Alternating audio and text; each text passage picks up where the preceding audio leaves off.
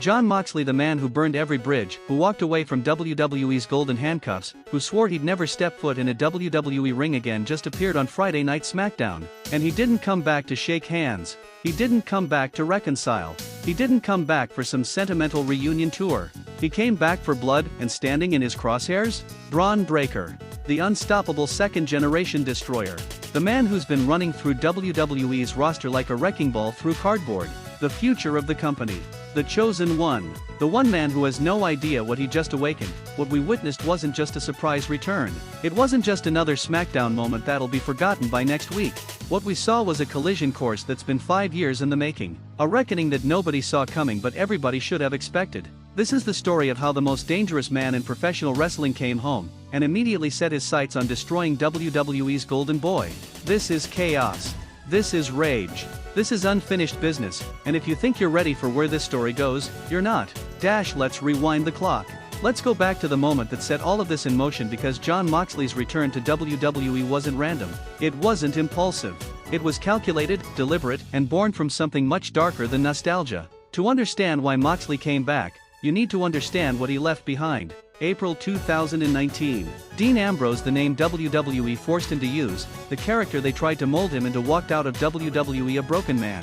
Not physically broken, though his body had taken its share of punishment. Mentally and creatively broken. Exhausted from years of fighting for his vision, only to have it rejected, sanitized, watered down into something safe and marketable. He'd been Shield brothers with Roman Reigns and Seth Rollins. He'd been WWE champion. He'd main event WrestleMania. On paper, he'd achieved everything a wrestler could dream of achieving, but dreams and reality rarely align in professional wrestling. Behind the scenes, Moxley was dying. Every promo was scripted to death. Every match was overproduced. Every bit of edge, every ounce of authenticity that made him special was filed down and polished until nothing remained but a corporate-approved version of who he was supposed to be. So he left. And he didn't just leave quietly, he torched the place on his way out. That infamous podcast interview where he exposed WWE's creative bankruptcy. The stories about awful storylines, prop syringes, and being treated like a joke. The raw, unfiltered truth about what it felt like to suffocate under corporate wrestling's thumb. He became Jon Moxley again. He became himself, ***, and for 5 years, he thrived. He became AEW's face. He became NJPW's Gaijin warrior. He became the independent scene's most dangerous commodity. He proved, beyond any doubt, that he didn't need WWE, that he was better without them. So why the hell did he come back? Here's where the story gets interesting. Here's where personal history collides with professional wrestling in the messiest, most explosive way possible. Bron Breakker isn't just another WWE superstar. He's not just some talented rookie who's getting a push. He represents everything that Jon Moxley fought against during his original WWE run. Everything that made him walk away. Everything that made him question whether professional wrestling could ever be authentic again. Bron is the hand-picked guy. The golden child with the perfect pedigree, son of Rick Steiner, nephew of Scott Steiner, the genetic lottery winner who looks like he was designed in a lab specifically to be WWE champion. He's got the look, the size, the name recognition, the kind of marketable package that makes WWE executives salivate. And he's been protected, pushed, given every advantage. Fast-tracked to the main event while other wrestlers, hungrier wrestlers, more desperate wrestlers, watched from catering. Now, is that Bron's fault? Not necessarily. He didn't choose his bloodline. He's just a kid trying to make his own name in this business. A kid who happens to be incredibly talented, freakishly athletic, and legitimately one of the most exciting performers in WWE right now. But to Jon Moxley, Bron Breakker represents the system, the machine, the corporate conveyor belt that churns out superstars without soul. And Moxley came back to break that machine. Question for you: do you think Jon Moxley returning to WWE is the ultimate betrayal of everything he stood for, or the smartest business move of his career? Drop your honest take below. ***. The night of Moxley's return was electric before he even appeared. SmackDown was running hot. The crowd was rowdy. Bron Breakker had just finished demolishing another opponent in under 5 minutes, his 5th consecutive squash match, each one more dominant than the last. He stood in the ring, championship draped over his shoulder, barking into the microphone about how nobody in WWE could touch him, how he was the most dangerous man in the company, how every legend, every veteran, every so-called tough guy who stepped up to him had been broken in half. The crowd booed. Not because they hated Bron, though some did, but because they knew he was right. He'd been untouchable, unstoppable, an absolute force of nature tearing through the roster like a Category 5 hurricane. And then his music cut. Silence. The arena went dark. And in that moment, that pregnant pause where anything could happen, you could feel the energy shift. Something was wrong, or right, or about to become absolutely insane. The opening riff of Wild Thing hit the speakers, not the WWE approved entrance music, not some watered down version they'd licensed for corporate use. The actual, authentic Jon Moxley theme that had become synonymous with chaos, danger, and unpredictability in wrestling promotions all over the world. The crowd erupted, not polite applause, not excited cheering. An absolute explosion of noise that felt like it might blow the roof off the arena. Fans who'd been sitting down leapt to their feet. Jaws dropped. Phones came out by the thousands. Social media started melting down in real time, because this wasn't supposed to happen. Jon Moxley had made his feelings about WWE crystal clear. He'd built an empire outside their walls. He'd proven he didn't need them. He'd become bigger, more relevant, more respected by walking away than he ever was inside their system. And yet, here he was. Jon Moxley walked out onto that stage like a man on a mission. No fanfare. No elaborate entrance. Just pure, focused intensity. He wore street clothes, jeans, a leather jacket, nothing resembling the polished WWE superstar aesthetic. His hair was longer, wilder. His eyes were different. Harder. These weren't the eyes of Dean Ambrose, the lovable lunatic who made funny faces and did comedy segments. These were the eyes of someone who'd seen war. Who'd fought in death matches in Japan, who'd bled in barbed wire death matches, who'd carried companies on his back and earned every ounce of respect the hard way. He carried no title, no prop, just himself, and that was more than enough. The walk to the ring felt eternal, every step deliberate. The camera kept cutting to Bron Breakker's face, and you could see the calculation happening in real time. Confusion,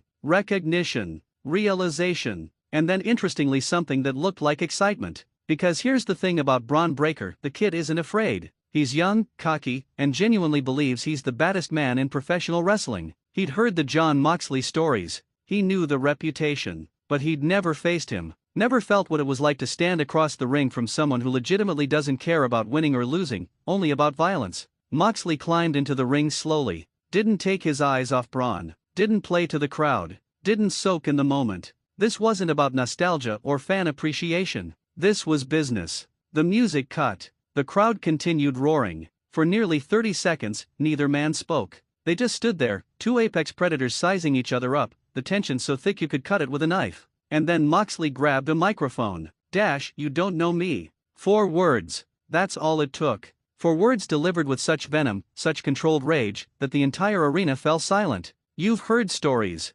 You've seen clips. You've been told about the crazy shit I did in Japan, in AEW, in bingo halls and airplane hangars and parking lots all over the world. You've heard that I'm dangerous, that I'm unpredictable, that I don't play by the rules. But you don't actually know what that means. You don't know what it's like to step into the ring with someone who has nothing to lose. Someone who's already walked away from this company once and survived. Someone who doesn't need the WWE machine to validate his existence. You're standing there with that championship, thinking you're the future. Thinking you're unstoppable. Thinking you're the most dangerous man in this company. Kid, you haven't met dangerous yet. The crowd was losing their minds. Bron's face was a mixture of anger and intrigue. He stepped forward, getting in Moxley's face, championship held high. I don't care who you are or what you did outside these walls, Bron shot back, his voice booming. This is my ring now. This is my company. You walked away. You left. You quit. And while you were running around playing outlaw wrestler, I was here, destroying everyone they put in front of me.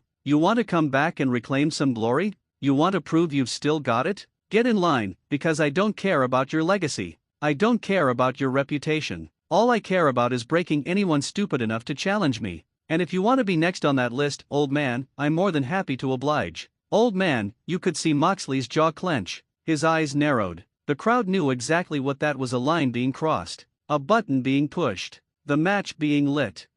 What happened next happened fast. Moxley dropped the microphone. Didn't say another word. Just lunged forward with a punch that caught Bron square in the jaw. Not a worked punch. Not a wrestling punch. A real punch that sent Bron staggering back, championship falling from his shoulder. The crowd exploded. Security rushed the ring. But not before Bron recovered and charged at Moxley like a freight train, spearing him through the middle rope and sending both men crashing to the floor outside. They brawled like wild animals. No technique. No wrestling holds. Just raw, visceral violence. Fists flying. Bodies crashing into barricades. Security and referees trying desperately to separate them and failing miserably. Every time they pulled Moxley away, he broke free and charged back in. Every time they grabbed Bron, he shoved them aside and went after Moxley again. It took nearly 20 personnel to finally separate them, and even then, both men were screaming at each other, straining against the human barriers holding them back. The crowd was chanting, "Let them fight! Let them fight!" Because everyone knew what WWE brass knew, what Triple H and Nick Khan watching backstage knew, what the entire wrestling world was about to realize: this was money, this was the kind of organic, explosive, real-feeling confrontation that you can't manufacture. This was personal even though they'd never worked together before. This was genuine animosity built on philosophy, legacy, and ego. This was everything WWE had been missing. Question time: who wins this fight in a real street fight with no rules, the experienced warrior Jon Moxley, or the young beast Bron Breakker? Give me your pick in the comments. ****. The aftermath was immediate and chaotic. Social media went nuclear. Within minutes, Jon Moxley and Bron Breakker were trending worldwide. Wrestling journalists scrambled to confirm what they'd just seen. Fans debated whether this was a work, a shoot, or some beautiful combination of both. The wrestling community was split. AEW fans felt betrayed. How could Moxley go back to the company he'd spent years criticizing? WWE fans were excited but skeptical. Was this just a one-off appearance, or was Moxley actually back? Meanwhile, wrestling purists and independent scene supporters were asking the bigger questions: what does this mean for the future? Is WWE finally willing to let their wrestlers be themselves? Has Triple H's regime changed things enough that someone like Moxley can thrive?